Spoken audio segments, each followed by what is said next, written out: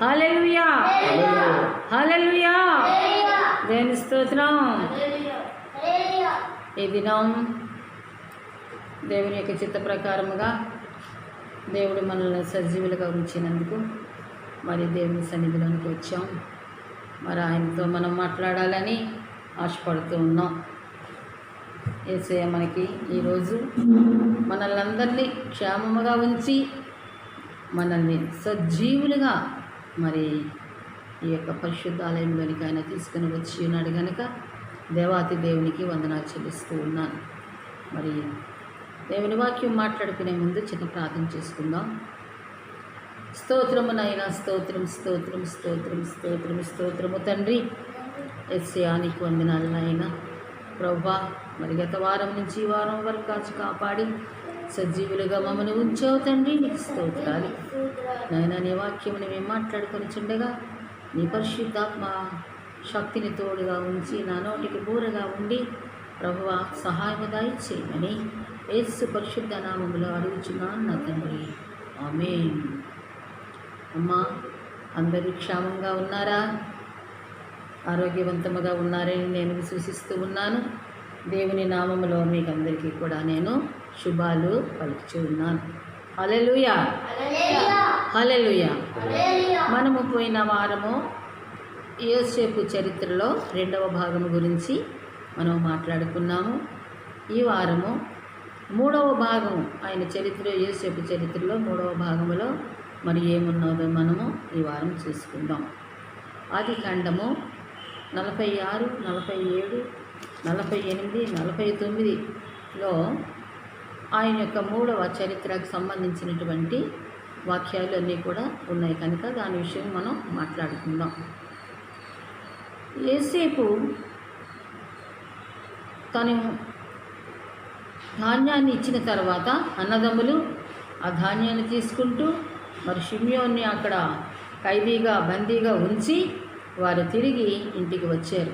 వచ్చినప్పుడు తండ్రి చూసినప్పుడు తండ్రికి వారు చెప్పారు, ఇలాగా మరి చిన్నవాడైనటువంటి బెన్యామీను తమ్ముడు ఇక్కడ ఉన్నాడు కదా, మరి అతన్ని కూడా తీసుకొని వస్తేనే మిమ్మల్ని మేము నమ్ముతాము, లేదు అనుకుంటే మీరు వేగుల వారే, మీ వేగుల వారు కనుక మిమ్మల్ని అందరినీ కూడా ఖైదీగా వేసిస్తామని చెప్పినప్పుడు, లేదు లేదు మేము వేగుల వారము కాదు, మరి నా తండ్రి అయినటువంటి యాకోబు గారి దగ్గర, వృద్ధుడైనటువంటి నా తండ్రి దగ్గర మరి ఉన్నాడు అని చెప్పినప్పుడు, లేదు మీరు వెళ్ళండి, వెళ్ళి ఆయన తోడుకొని రండి అని చెప్పి వారి యొక్క ధాన్యాన్ని ఇచ్చి పంపినప్పుడు యజమాని తన యొక్క పనివారితో ఏం చెప్పాడంటే, వారికి ఇచ్చిన ధాన్యంలో ఆ బస్తాల్లో వారు తెచ్చిన డబ్బులు సంచులు కూడా పెట్టించేసి పంపించేశాడు గత వారంలో. అయితే వారు వెళ్ళిన తర్వాత అక్కడ 2 సంవత్సరాలు అయింది.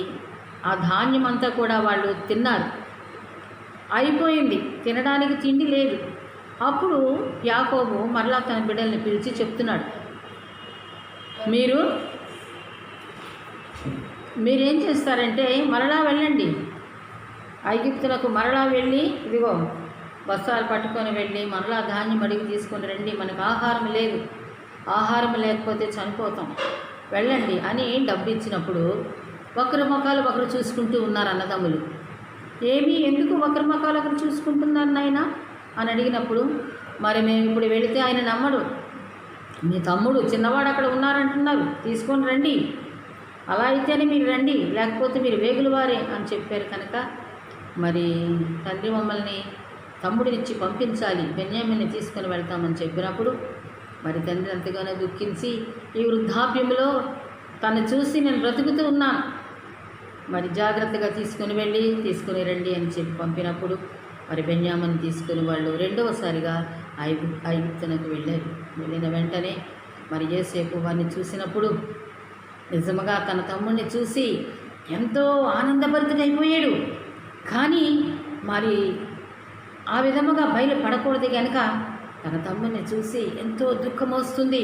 వచ్చిన దుఃఖాన్ని ఆపుకున్నాడు, లోపలికి వెళ్ళి కన్నీరు కార్చాడు. వచ్చి పనివారిని పిలిపించి వారు వచ్చారు కనుక వారికి తగినటువంటి భోజనాలు పెట్టండి అని చెప్పి పంపించినప్పుడు వాళ్ళు లోపలికి వెళ్ళి భోజనాలు చేస్తునేటప్పుడు మరి యోసేపు ఎంతగానో దుఃఖించి బాధపడ్డాడు. అయితే అందరూ తగినటువంటి భోజనాలు చేశారు. చేసిన తర్వాత వారు తీసుకొచ్చిన ఆ బస్తాలను తీసుకొని వచ్చారు అని వారితో చెప్పాడు. వారి బస్తాలు వారికి ధాన్యం నింపండి, వారు తీసుకొచ్చినటువంటి డబ్బు సంచులను వారి బస్తాల్లో వేసేయండి అని చెప్పి ఆ యొక్క పనివారిని పిలిచి, చిన్నవాడైనటువంటి ఈరోజు వచ్చాడు కదా, అతని సంచిలో ఇదిగో ఈ వెండి గిన్నె, ఈ గిన్నెని అందులో పెట్టి కట్టేయండి అని చెప్పాడు. అప్పుడు ఎలాగైతే యోసేపు చెప్పాడో వారు కూడా అలాగే చేశారు. అయితే వారు మేము త్వరగా వెళ్ళాలి, ఎందుకంటే నా తండ్రి ఏమైపోతాడో, చిన్నవాడిని తీసుకొని వచ్చాం, మేము వెళ్తున్నామని చెప్పి వారు తమ ధాన్యాలను తీసుకొని వెళ్ళి కొన్ని సంచులను మరి వాటి మీద పెట్టుకుని ప్రయాణం అవ్వడానికి సిద్ధపడుతుండగా పనివారు పరిగెత్తుకుంటూ వచ్చారు. ఆగండి ఆగండి ఆగండి, మీలో ఎవరి సంచిలోనూ ఒక గిన్నె కనపడటం లేదు. ఆ గిన్నె ఎవరి సంచిలో ఉన్నదో, ధాన్యపు సంచిలో చూడాలన్నప్పుడు, లేదు మేము ఎవరి దగ్గర ఏమీ ఎత్తుకు రాలేదు, మేము ఏమీ కూడా దొంగతనం చేయలేదు, మమ్మల్ని ఎందుకు అలా మాట్లాడుతున్నారు, కావాలంటే చూసుకోండి అని వారి బస్తాలన్నీ కూడా దిగువకు పెట్టినప్పుడు వారన్నీ వెతికినప్పుడు చిన్నవాడైనటువంటి బెంజామిన్ సంచిలో అది దొరకగానే మరి అన్నదమ్ములందరూ ఏడ్చారు. అయ్యో, ఇది ఎలా జరిగింది, ఏం జరిగింది, ఇప్పుడు నా తమ్ముడిని విడిచిపెట్టి మేము వెళ్తే నా తండ్రి బతకడు అని ఎంతగానో ప్రాధేయపడి ఏడ్చారు. ఏడ్చినప్పుడు వారందరినీ లోపలికి రమ్మని అందరిని తీసుకుని వచ్చి, ఇంకా యోసేపు ఆగలేకపోతున్నాడు, తన దుఃఖాన్ని దిగమంగలేకపోతున్నాడు. అప్పుడు పని వారినందరినీ కూడా, మీరు బయటికి వెళ్ళండి, వాళ్ళందరూ విచిత్రంగా చూస్తున్నారు, ఏం మాట్లాడుకుంటారో ఏం జరుగుతుందోనని పని వారినందరినీ కూడా బయటికి పంపించేసి వారందరిని లోపలికి తీసుకుని వచ్చి బెన్యామీన్ని పట్టుకొని మెడ మీద ముద్దు పెట్టుకొని కౌగిలించుకొని బోరున ఏడ్చాడు. ఈ అన్నదమ్ములు అలాగ ఆశ్చర్యపడి చూస్తూ ఉన్నారు. అప్పుడు అన్నదమ్ములందరినీ గట్టిగా కౌగిలించుకొని తన తనివి తీరా, తన దుఃఖము తీరా మరి అతను ఏడ్చి నేను ఎవరో కాదు, మీ తమ్ముడినైన యోసేపుని, నన్ను మీరు బానిసగా మరి ఐగుప్తు వారికి అమ్మివేశారు కదా, ఆ అమ్మివేసిన తమ్ముడిని నేనే అనగానే వారందరూ కూడా నిశ్చేష్టులైపోయి అలాగ చూసి, ఈ దేశమంతటికి, ఈ రాజ్యమంతటికి రాజుగా ఉన్నాడే మన తమ్ముడేనా అని చాలా ఆయనకి సాగిలపడి నమస్కరించినారు. ప్రభువా, మమ్మల్ని క్షమించు ప్రభు అని సాగిలపడి నమస్కరించారు. అయితే యోసేపు ఒక మాట చెప్తున్నాడు, మీరు బాధపడకండి, నన్ను అమ్మివేసినందుకు అయ్యో ఇలా చేసేమే, నా తమ్ముడు మమ్మల్ని ఏమైనా శిక్షిస్తాడేమో అని మీరు బాధపడవద్దు. ఎందుకంటే దేవుడు ప్రేమించిన వారిని దేవుడు ముందుగానే సిద్ధపరుస్తాడు.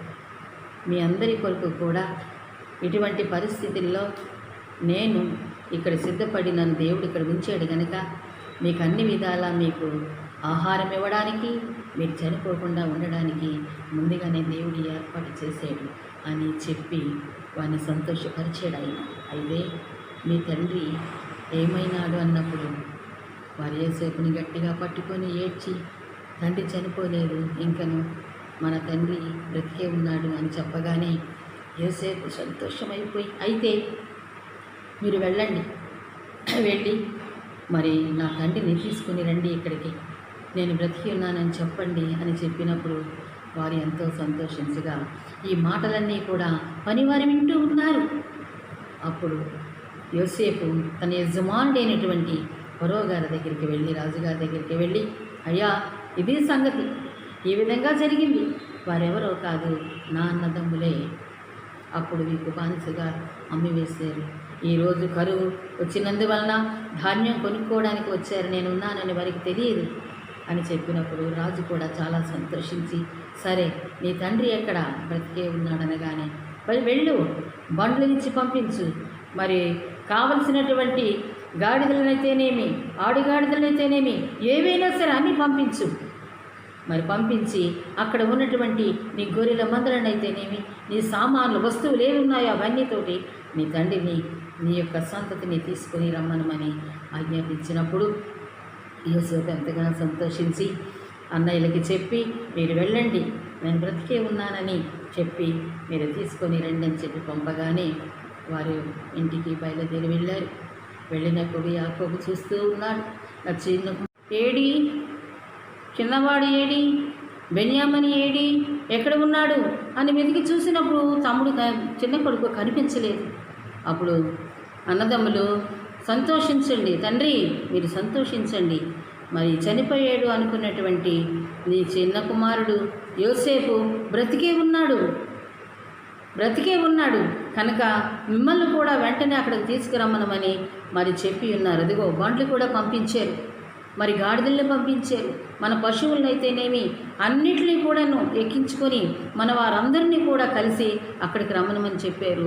ఇక్కడ ఉండి ఈ కరవ కాలంలో ఇక్కడ ఇబ్బంది పడే కంటే అక్కడికి తీసుకొని రమ్మని తను ఎంతో సంతోషంతో ఉన్నాడని చెప్పగానే, నా కుమారుడు యోసేపు బ్రతికే ఉన్నాడా అని ఎంతో ఆతృతతో అందరూ కూడా బయలుదేరి మరి తన మందలన్నింటినీ కూడా తీసుకొని వారు అక్కడికి వెళ్ళినప్పుడు యోసేపు మరి అక్కడికి రాగానే, యోసేపు తన తండ్రిని తీసుకుని రాగానే చూడగానే ఎంతో సంతోషపడి తండ్రిని కౌగిలించుకొని ఒకరినొకరు ముద్దులు పెట్టుకుంటూ మరి ఎంతో దుఃఖపడి కన్నీరు కార్చారు.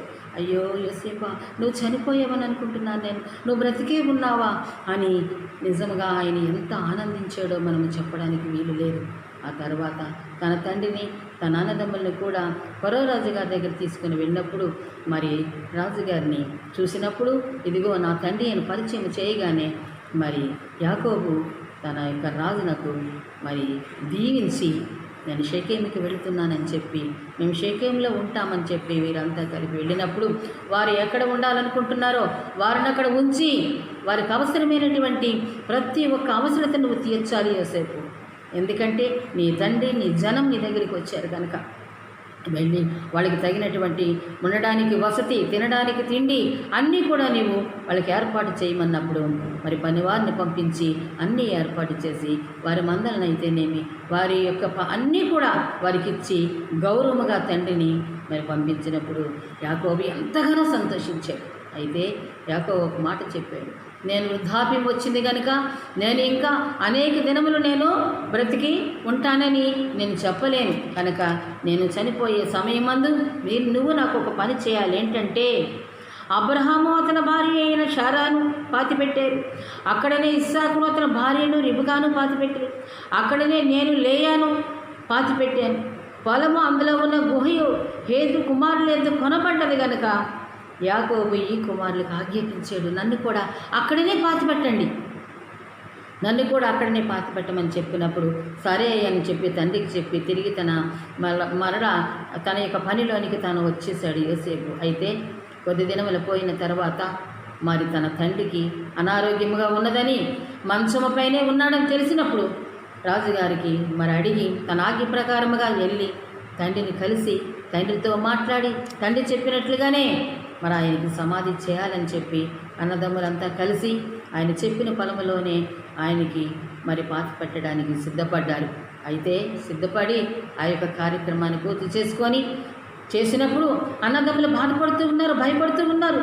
ఏమో తండ్రి చనిపోయాడు, బెన్యామీను తన తమ్ముడిని కూడా మనం ఇచ్చేసాం, మరి మన మీద ఏమైనా పగ తీర్చుకుంటాడేమో ఆనాడు మనం చేసిన పనికి అని భయపడుతుండగా, మీరెవరూ భయపడవద్దు, మిమ్మల్ని అందరినీ నేను ప్రేమిస్తూ ఉన్నాను కనుక మేమందరిని మీరు కాసుకొని మీ యొక్క ఇక్కడనే ఉండి మీకు తగిన ఏర్పాట్లు చేస్తున్నానని ఆయన చెప్పి అన్ని విధాల వాళ్ళని ఆదరించి మరలా తిరిగి తను రాజ్యంలోనికి వెనుకకు వచ్చి ఉన్నాడు. ఎందుకంటే ఇంకా కరువు కాలం ఉన్నది కనుక ప్రజలందరికీ వచ్చిన వారందరికీ కూడాను మరి ధాన్యము నమ్మి వారి అవసరత తీర్చాలి కనుక మరి యేసేపు దేవుని యందు భయభక్తులు గలవాడైనందువలన తను మరి చిన్నతనములో వృద్ధాప్యములో పుట్టాడని తండ్రి ప్రేమించి మరి అన్నదమ్ముల దగ్గర అతనికి పక్షపాతం చూపించినందుకు అన్నదమ్ములకి కోపం వచ్చి ఆయన మీద పగ పట్టుకొని ఆయన చంపేయాలని ప్రయత్నించి మరలా గోతులో పడేసి మరలా అక్కడి నుంచి తీసి అక్కడి నుంచి మరలా బానిసగా అమ్మివేశారు. అయితే మీరు బాధపడకండి, బానిసగా ఉన్నందువలన మీకు ఈ లాభం మీరు పొందారు, దేవుని ఏర్పాటిది అని చెప్పి తన నిజంగా తన జీవితంలో తనకొచ్చిన 2 కళలు నెరవేరినాయి. తను వెళ్ళి తన రాజ్యములో పరిపాలన చేసుకుంటూ ఉన్నాడు. అయితే మరి తన తండ్రి అయినటువంటి మరి యాకోబు తన యొక్క వృద్ధాప్యం వచ్చిన సమయంలో ఆయన 147 సంవత్సరాలు జీవించినాడు. అయితే మరి యాకోబు తన రాజ్య పరిపాలన అంతా చేసుకుంటూ 110 సంవత్సరాలు వయసు కలిగి చనిపోయాడు. అయితే తన యొక్క కుమారునికి కూడా, తన ఇద్దరు కుమారుల్ని కూడా తండ్రి ఎంతో దీవించాడు. పెద్దవాడైన రూబేన్ని దీవించాడు. మరి తన కుమారులందరికీ కూడా దీవెని ఇచ్చాడు. కనుక మరి యోసేపు దేవుని యందు ఎంత భయభక్తులు కలిగి ఉన్నాడు, ఎన్ని ఆశీర్వాదాలు పొందాడు, ఒక రాజుగా తయారయ్యాడు. చక్కగా తన జీవితాన్ని గడుపుకుంటూ దేవునిలో ఎలా అయితే ఆశీర్వదింపబడ్డాడో మనము కూడా అదే విధముగా మనము దేవునిలో ఉన్నట్లయితే మన కష్టములు వచ్చినా, బాధలు వచ్చినా, ఏవచ్చినా సరే ఆయనే తీరుస్తాడు. ఎందుకంటే బైబిల్ గ్రంథంలో మనం చూసుకున్నట్లయితే గత 3 వారాల క్రితం మనం చెప్పుకునేటువంటిది యోబు. ఆయన ఎంతో భయభక్తులు కలిగిన వాడు దేవుని ఎడలు, కానీ ఎన్నో అపవాద చేత శ్రమలు పొందాడు. అయినప్పటికీ దేవుని దూషించక మరలా తను ఏదైతే పోగొట్టుకున్నాడో అంతకి 2 అంతలు మళ్ళా దేవుడు తనకిచ్చాడు. కనుక మనం ఏది కూడా ఉన్నదని గర్వించకూడదు, పోయిందని దుఃఖించకూడదు. మనం జీవించినంత కాలము మనకి ఏది అవసరమో ఆయనకి తెలిసిన కనుక ఆయన మనకి ఇవ్వనై ఉన్నాడు. కనుక ప్రియమైనటువంటి సంఘమా, మనమందరము కూడా రాకడ సమయం దగ్గర పడుతుంది. యేసు ప్రభు త్వరలోనే రాబోతున్నాడు. కనుక మనము ఇక ఆలస్యం చేయకూడదు. ఇటువంటివన్నీ మనం వినేటప్పుడు మన హృదయాల్ని మార్చుకుంటూ మనం పవిత్రముగా యేసయ్య యందు నమ్మకము కలిగి నిజాయితీగా ఉండి మరి జీవించాలని నేను మనవి చేసుకుంటూ ఉన్నాను. మరి యొక్క చిన్న పాటను నేను పాడి ఈ యొక్క సమయాన్ని నేను మరి అందించాలని కోరుకుంటూ ఉన్నాను. ఒక చిన్న పాట మనము పాడుకోవాలని నేను ఆశపడుతూ ఉన్నాను. ప్రియులారా, మరి వచ్చినటువంటి మీకు అందరికీ కూడా మీరు దేవునిలో ఎంతగానో విశ్వాసంతో ఉన్నందువల్ల నేను చాలా సంతోషిస్తూ ఉన్నాను. దేవుడు మనకి ఈ యొక్క అవకాశం ఇచ్చాడు కనుక మరి దేవుని పేరట చిన్న కోరస్ ఒకటి పాడుకొని మీకు సమయం అప్పగిస్తాను.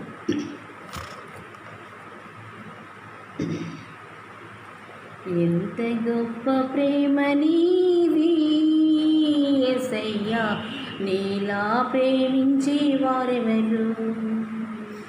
ఎంత గొప్ప ప్రేమ నీది యేసయ్యా, నీలా ప్రేమించే వారెవరు. ఎంత గొప్ప ప్రేమ నీది యేసయ్యా, నీలా ప్రేమించేదెవరు, నీలా ప్రేమించేదెవరు. తల్లిదండ్రుల ప్రేమ,